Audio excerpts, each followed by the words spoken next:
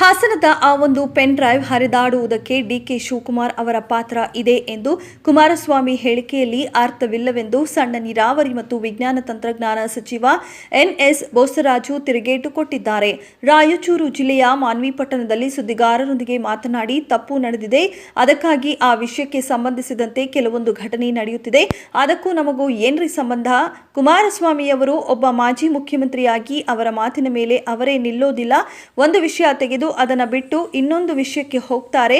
ಅವರ ಬಗ್ಗೆ ಏನ್ರಿ ಹೇಳೋದು? ಇನ್ನು ಬಿಜೆಪಿಯವರು ಇದರ ಬಗ್ಗೆ ಸ್ಪಷ್ಟೀಕರಣ ಕೊಡಬೇಕು. ಯಾಕಂದ್ರೆ ಜೆಡಿಎಸ್ ಜೊತೆ ಬಿಜೆಪಿ ಮೈತ್ರಿ ಮಾಡಿಕೊಂಡಿದೆ. ಹೀಗಾಗಿ ಪ್ರಧಾನಮಂತ್ರಿ ನರೇಂದ್ರ ಮೋದಿ ಅವರು ಪ್ರಜ್ವಲ್ ರೇವಣ್ಣನವರ ಕುರಿತು ಸ್ಪಷ್ಟೀಕರಣ ನೀಡಬೇಕಾಗಿದೆ ಎಂದು ಕುಟುಕಿದರು. ಇನ್ನು ಮಾಜಿ ಮುಖ್ಯಮಂತ್ರಿ ಕುಮಾರಸ್ವಾಮಿ ಅವರು ಕಳೆದ ವಿಧಾನಸಭಾ ಚುನಾವಣೆ ವೇಳೆ ಜೆಡಿಎಸ್ ಪಕ್ಷಕ್ಕೆ 119 ಸೀಟ್ ಬರುತ್ತದೆ, ಇಲ್ಲದಿದ್ದರೆ ಪಕ್ಷ ಬಿಡುತ್ತೇನೆ ಎಂದು ಹೇಳಿದರು. ಆದರೆ ಕುಮಾರಸ್ವಾಮಿ ಪಕ್ಷ ಬಿಟ್ರಾ ಎಂದು ಕುಮಾರಸ್ವಾಮಿ ವಿರುದ್ಧ ಕಿಡಿಕಾರಿದರು.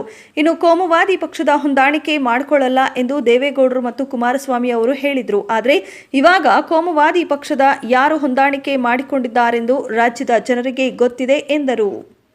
ಬರಬೇಕಾದ್ರೆ ಹುಬ್ಬಳ್ಳಿಯಲ್ಲಿ ಎಚ್ ಡಿ ಕುಮಾರಸ್ವಾಮಿ ಅವರು ಇದಕ್ಕೆ ಡಿಕೆ ಶಿವಕುಮಾರ್ ಕಾರಣ ಅಂತ ಆರೋಪ ಮಾಡಿದ್ದಾರೆ ಸರ್. ನೋಡಿ, ಎಚ್ ಡಿ ಕುಮಾರಸ್ವಾಮಿ ಅವರು ಮಾತನಾಡುವಂಥದ್ದಕ್ಕೆ ಯಾವುದೇ ಅರ್ಥ ಇರೋದಿಲ್ಲ. ಯಾವ ಸಂದರ್ಭದಲ್ಲಿ ಏನು ಮಾತಾಡ್ತಾರೆ ಅಂತಂದರೆ, ಅವರೊಬ್ಬ ಮಾಜಿ ಮುಖ್ಯಮಂತ್ರಿಗಳಾಗಿ ಹಿರಿಯ ನಾಯಕರಾಗಿ ಅವರೆಲ್ಲ ಇಂಟರ್ನಲ್ ಕೇಸ್ ಇದ್ದಂಗೆ ಯಾವುದೋ ಒಂದು ಮಾತಾಡ್ಬಿಡೋದು ಮತ್ತು ಮುಂದಕ್ಕೆ ಹೋಗೋದು. ಎಷ್ಟೆಲ್ಲ ಅವ್ರೇನು ಕಾರಣ ಅಂತಾರೆ, ಯಾರನ್ನ ತಪ್ಪು ಮಾಡಿದ್ರೆ ಅಲ್ಲದು ಆಗಲಿಕ್ಕೆ ಪ್ರತಿಯೊಂದು ಏನಂದರೆ ಅವ್ರ ಮೇಲೆ ಬೇರೆಯವ್ರ ಮೇಲೆ ಆರೋಪ ಮಾಡ್ತಕ್ಕಂಥದ್ದು, ಜನರ ದಾರಿ ತಪ್ಪಿಸ್ತಕ್ಕಂಥ ಕೆಲಸನೇ ಕುಮಾರಸ್ವಾಮಿ ಅವರು. ಇಡೀ ಅವ್ರ ಕುಟುಂಬದ್ದು, ದೇವೇಗೌಡರ ಕುಟುಂಬದ್ದು ಎಕ್ಸ್ಪೋಸ್ ಆಗಿದೆ. ಅವ್ರ ಜೊತೆ ಮೈತ್ರಿ ಮಾಡಿಕೊಂಡಿರ್ತಕ್ಕಂಥ ಮೋದಿಯವರು, ಅಮಿತ್ ಶಾ ಅವರು, BJP ಸರ್ಕಾರದ ಸಹಿತ ಇದರಲ್ಲಿ ಅವರಿಗೆ ಸ್ಪಷ್ಟೀಕರಣ ಮಾಡಬೇಕಾಗುತ್ತೆ. ಮೋದಿಯವರು, ಅಮಿತ್ ಶಾ ಅವರು ಆಗಲೇ ಇದು ಶ್ರೀಮಾನ್ ಮೋದಿಯವರಿಗೆ ಮತ್ತು ಅಮಿತ್ ಶಾ ಅವರಿಗೆ ಮಾಹಿತಿ ಇದೆ ಅಂತೇಳಿ ಈಗಾಗಲೇ ಮಾಧ್ಯಮಗಳಲ್ಲಿ ನೋಡ್ತಾ ಇದ್ದೀವಿ.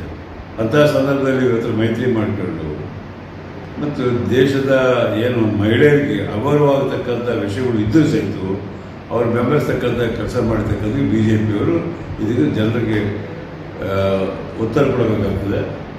ಈ ವಿಷಯದಲ್ಲಿ ಕುಮಾರಸ್ವಾಮಿ ಅವರು ಯಾವತ್ತೂ ಹೀಗೆ ಜನರಿಗೆ ಏನಾದರೂ ಮಾತಾಡಿ ದಾರಿ ತಪ್ಪಿಸಿ ಬೇರೆಯವ್ರ ಮೇಲೆ ಆಪಾದನೆ ಮಾಡ್ತಕ್ಕಂಥದ್ದೇ ಅವ್ರ ಕೆಲಸ. ಹೀಗಾಗಿ ನಾವು ಕುಮಾರಸ್ವಾಮಿ ಅವರು ಮಾತನಾಡಿದ್ದಕ್ಕೆ ಹೆಚ್ಚು ನಾವು ಗಮನ ಕೊಡುವಂಥ ಅವಸರ ಇಲ್ಲ ಎಂಬುದು ಕರ್ನಾಟಕ ಜನರು ತಿಳಿದುಕೊಂಡಿದ್ದಾರೆ. ಯಾಕಂದರೆ ಹೋದ ಸಲ 119 ಸೀಟ್ ಬರಲಿದ್ರೆ ನಮ್ಮ ಇಡೀ ಪಾರ್ಟಿನೇ ನಾನು ಡಿಸಾಲ್ವ್ ಮಾಡ್ತೀನಿ ಅಂತ ಹೇಳಿದ್ವಿ. JDS ಪಾರ್ಟಿ ಜನ ಬಿಟ್ಟರೆ ಮತ್ತು ಎಂದೂ ಸೆಕ್ಯುಲರ್ ಪಾರ್ಟಿ, ನಾವು ನಾವೆಂದೂ BJP ಜೊತೆ ಸೇರಿದಲ್ಲಾದರೂ ಯಡಿಯೂರಪ್ಪನವ್ರನ್ನು ಮಾತನಾಡಾದಂಥ ರೀತಿಯಲ್ಲಿ ಮಾತನಾಡಿದ್ರು. ಯಡಿಯೂರಪ್ಪನವ್ರ ಬಗ್ಗೆ, BJP ಲೀಡರ್ ಬಗ್ಗೆ, ಮೋದಿಯವರ ಬಗ್ಗೆಯೂ ಅನೇಕ ಸಾರಿ ಅವ್ರ ಬಗ್ಗೆ ಮಾತಾಡಿದ್ರು. ಶ್ರೀಮಾನ್ ದೇವೇಗೌಡ ಹೇಳಿದ್ರು, ಮೋದಿಯವರಿಗೆ ಪ್ರಧಾನಮಂತ್ರಿ ಆದರೆ ನಾನು ದೇಶ ಬಿಟ್ಟು ಹೋಗ್ತೀನಿ ಅಂತ.